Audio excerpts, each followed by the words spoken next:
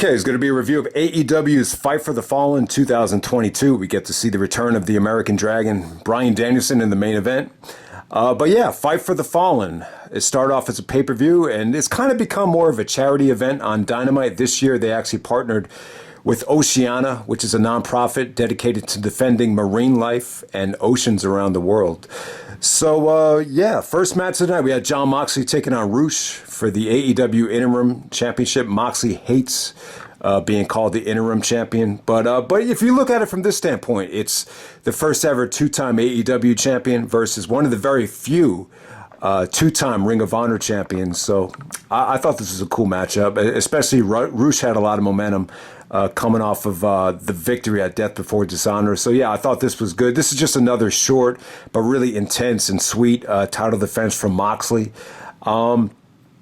Yeah, Roush was able to showcase his violence here, just very vicious in the beginning. He attacked Moxley before the match even started, and Moxley was actually juicing from the head. I thought it was great stuff, though. You had a great crowd. You had really intense action. I mean, just really, really vicious forearms from Roush. Moxley actually hit his clotheslines, and a lot of his offense just came off really intense. And, the finishing stretch is really good as well. There was some interference, but overall, you got a really good ending here with Moxley hitting the paradigm shift and then applying the choke. As he's applying the submission, he actually bridges up his hips just to get more pressure on the neck. So I thought that was a really, Moxley does that every single time, but I just love the way he bridges out of that submission. It was just really well done. So, yeah, I think Moxley's title reign is off to a good start. I mean, you could definitely argue that he just has a better talent pool to work with in comparison to what he had to deal with during the pandemic. And, some have even stated that the reign is already better than the first reign. So, and then Jericho interrupts him, and then we get a Moxley Jericho promo. Anna Jay kind of stole the thunder. It was a little bit cringeworthy from Anna Jay, but ultimately Moxley said that he wants to wrestle the Lionheart version of Chris Jericho at Quake by the Lake. So Jericho's going to get the title shot at Quake by the Lake, and yeah, I thought it was a great promo, and it kind of hit me. Jericho never officially got a rematch against Moxley because, the pandemic kind of, hit, right after Revolution 2020. So, yeah, we're finally going to get the rematch in Minnesota.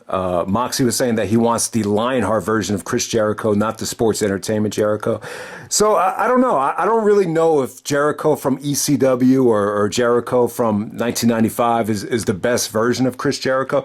If you were to ask me, like, what do I think was Jericho at his best in the ring? I might have to say the Jericho from 2001, maybe when he was tag team champions with Chris Benoit. I think that would be my pick, but it's debatable. I think you could argue a lot of different variations of Jericho as being the best version of him, but it should be interesting to see the match that they have. And I know I might be in the minority here. I know a lot of people love Moxley because he's anti-WWE and, defending the belt in GCW, and, he's really the poster boy for independent wrestling. So, and I'm a big fan of Moxley. I've really turned the tide on Moxley because I wasn't a huge fan of him in The Shield and as Dean Ambrose. I really wasn't. But, his AEW work has really turned me around. But I'd be in favor of putting the belt on Jericho. I think because it's an interim championship, I think this is a situation where you can get away with, doing a quick title change on television. And like I'm saying, most people would disagree with me, but I would just love to see Punk versus Jericho. I think that best in the world versus best in the world thing could have been a little bit better. This time you have, both of them coming into this thing with championships. So if Punk is going to come back for All Out, if he can make it back by that point, that's the direction that I would go in if it was up to me. But I know most people would rather see Moxley versus Punk. But I think Moxley versus Punk is something that you could probably get more out of it if it's heel versus babyface. I'm not sure if this is the way to go where both guys are babyfaces and you just kind of rush it at All Out. But we'll see what happens. Yeah, Ricky Starks. Ricky Starks was awesome on this show. This was definitely the highlight of his AEW career so far. Okay, all right. So Starks actually squashes Danhausen in 42 seconds. Danhausen got some offense in, but Ricky Starks actually hits him with the spear. And then he issues another open challenge because he had a little bit more left in the tank. And then Hook comes out. Taz actually got goosebumps. I'll tell you, Hook has the best theme music in wrestling right now. The Action Bronson theme song worked really well here. I mean, the fans went crazy for Hook. Once again, it was almost, yeah, I'm going to say this was definitely another great squash match. It definitely felt like a hot squash match from WCW. It definitely had that type of feeling. And yeah, Hook looks great. He looks nothing like Taz, but you could definitely see Taz's influence in his execution, body motion. The finish actually came off great here. And then this sets up the Hobs heel turn on Ricky Starks. So Starks is cutting this great promo. He's really emotional. He said that he brought the FTW title back to prominence, and he picked it up from the ground and really made it mean something, which is debatable. It really did feel like Starks missed a lot of time while he was champion, but the Hobbs heel turn came off great. It was unexpected. They had a shot of somebody from the crowd, and just the way he reacted, it was like, whoa, like you just didn't expect it. So I thought the Hobbs heel turn actually came off great. And yeah, the fans really did get behind Ricky there. So good stuff there. All right, before I forget, there was a Jungle Boy promo on Christian. He was actually mocking Christian for getting divorced, about how his wife left him because he had a small dick and everything like that. It was almost comical. I got to say, Luke Perry, his his father is actually Luke Perry. He used to be a famous actor from Beverly Hills 90210. I think he was actually in Once Upon a Time in Hollywood.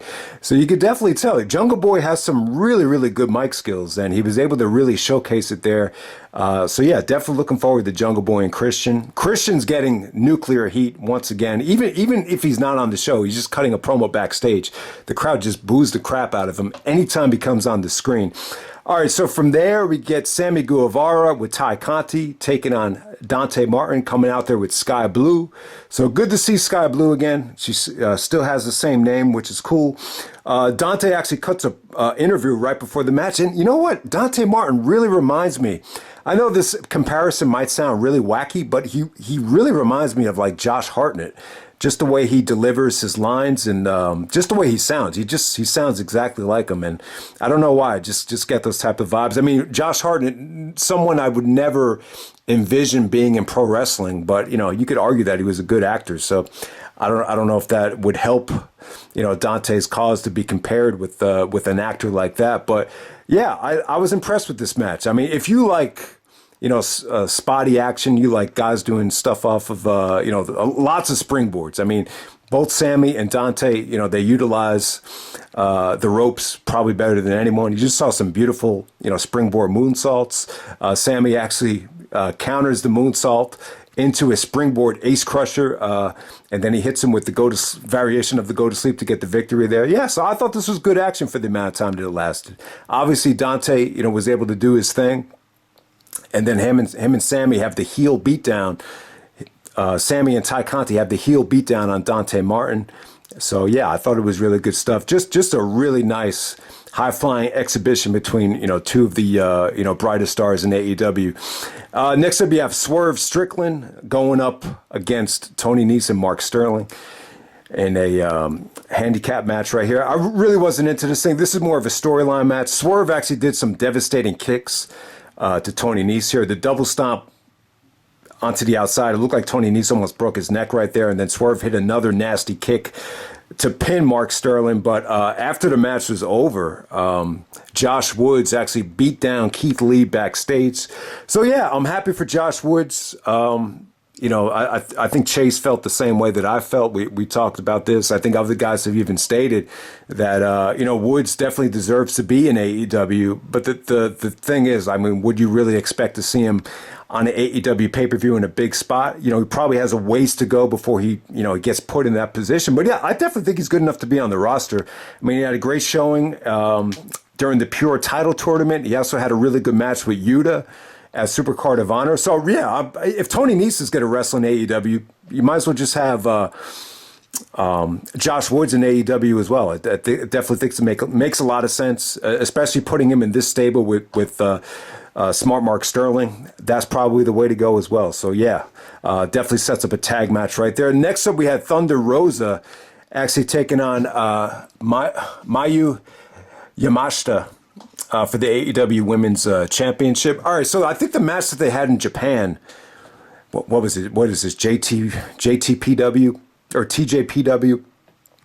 The match from Japan, it looked like it was a lot better than this. I don't know what it was here. You know, the fans weren't that invested in it. It definitely felt like there was some communication problems, execution-wise. I was expecting this to be a little bit better. The chemistry was definitely disappointing. However, though, it wasn't like you couldn't see the potential of God damn, I'm having a tough time saying her name. Yamashita. It's not like you couldn't see her potential. She really reminded me of like a female version of Low Key. For whatever reason, it just felt like this match wasn't the best showcase from them. You know, Thunder Rosa did go over with the variation of Michinoku Driver, but ultimately, I gotta say, like from start to finish, like if you've seen this whole thing in its entirety, maybe it was a little bit better. Maybe the commercial break kind of interrupted the flow. But for whatever made television here, I don't know. I just got to say I was a little bit underwhelmed by it. And I know like Japanese women's wrestling's actually created a lot of buzz this year. It really has. But the problem is like when you're bringing in a girl that not that many people know in front of an American mainstream audience, it just felt like it was just tough for the fans to care about this. But the match wasn't bad, but it wasn't like a groundbreaking match that I think you were hoping for. I mean, when they showed highlights from Japan, you thought, oh man, this could be amazing. Okay, now on to the main event. We have Bryan Danielson making his return against Daniel Garcia. This could have very easily been promoted as Daniel versus Daniel Garcia versus Daniel Bryan. Never even thought about it until now. So yeah, great return for Danielson. I was a little bit nervous. Someone in the comments section actually stated that Danielson possibly was not coming back, and then all of a sudden you see this match promoted at Death Before Dishonor, which I think was really uplifting for everybody. But still a little bit nervous. The way this ended, it kind of felt like it was a way to write off Danielson off of TV, but hopefully that's not the case. So Bryan Danielson graciously puts over Daniel Garcia. Thought it was a great main event. I definitely think you could argue this as Danielson's match of the year, and I think this is by far Garcia's best showing in AEW so far, which is debatable, but I would say this is Garcia's best AEW match. And with this victory right here, I think Garcia really put himself into contention for MVP of 2022. But yeah. I mean, it really reminded me of Orton and Triple H from the Rumble 2005 with Randy Orton selling the concussion. Danielson was just on the outside, just selling, the fact that he wasn't ready to come back yet, still suffering side effects from the concussion. Didn't really know what kind of injury it was. I always thought it was somewhat of a knee injury because you did see him get injured on Rampage. There was a situation where he actually got stuck in between the ring and the ramp, and he hurt his knee. But it was never announced what the official injury was, but I'm going to assume that it has something to do with the concussion, with the way you saw that this was booked. But yeah, it didn't really take away from the match, though. I thought that Orton Triple H match, they dwelled too much on the concussion stuff that the match didn't really deliver. This was a combination of, telling the concussion story, and then eventually the match really delivered. It really got into that next gear. Danielson, just like Moxley, Danielson got very bloody here. Garcia was great. He countered Danielson's elbow blows, and he countered the stomps to the face. It's really, really good submission work there. I don't really know if we've seen anyone counter Danielson's offense that well. Possibly since Nigel McGuinness. So thumbs up to Garcia. It's fun to watch, some of these younger guys like Garcia and Dante Martin just get better and better, as the years are going on. So that was really cool. But yeah, very, very good action though. I thought the match definitely did deliver. They had the crowd in the palm of their hands during the finishing stretches of this match. The ending was a little bit weird. Danielson was trying to get back into the ring. Then all of a sudden, it looked like he got stuck on like, some sort of foreign object, but the guy was actually dressed in black, but it was actually, I think it was actually Jake Hager. He actually just kind of, pulled Danielson's, foot underneath the ring, and eventually Garcia transitioned into the sharpshooter. And it's funny, Jim Ross is calling it the sharpshooter, and then he kind of transitioned into a heel lock to make it a little bit different. But I think that's a good call. I like the fact that Garcia has his own version of the Scorpion Deathlock, the sharpshooter, because I think everybody and their mother knows that Brett used to call it the sharpshooter, so it kind of, makes it Garcia's own version of it. And yeah, I thought it came off great. The Garcia celebrating with Jericho, get a victory over Bryan Danielson. This is by far the biggest victory of, Garcia's career, even though it wasn't for a championship. So yeah, and it really does put Garcia into MVP contention for 2022, right along with some of the, FTR and Takeshita. A lot of other guys are in contention as well. But yeah, great return for Danielson. I got to say, I might have enjoyed this match even more than the Moxley match and the second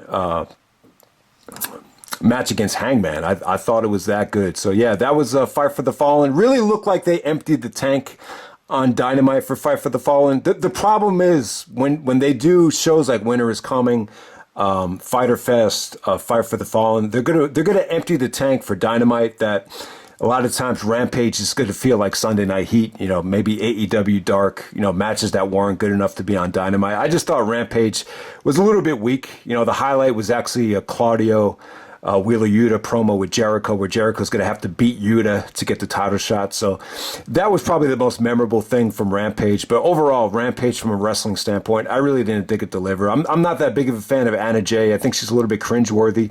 But we'll see. It kind of reminds me a little bit of Stephanie McMahon when she first started out. So it's not the worst comparison in the world. But yeah, I just didn't think Anna Jay and Ruby Soho, I just thought it was kind of just there. But yeah, but when you look at Fight for the Fallen, the Dynamite portion of it, I thought it really delivered. You got, great opener, great main event, the FTR stuff, not the FTR, the FTW championship stuff with Hook winning the title from Ricky Starks and the Hobs heel turn. It was very well done. I thought Sammy and Dante was a nice little exhibition of high flyers. You got the the Swerve stuff with Keith Lee, getting beat down by Josh Woods, and then the international match with Thunder Rosa, taking on the Japanese women's wrestler. It was cool. It was a nice taste of flavor. I don't think it really lived up to expectations, but yeah, that's Fight for the Fallen 2022, and I'm out. All right.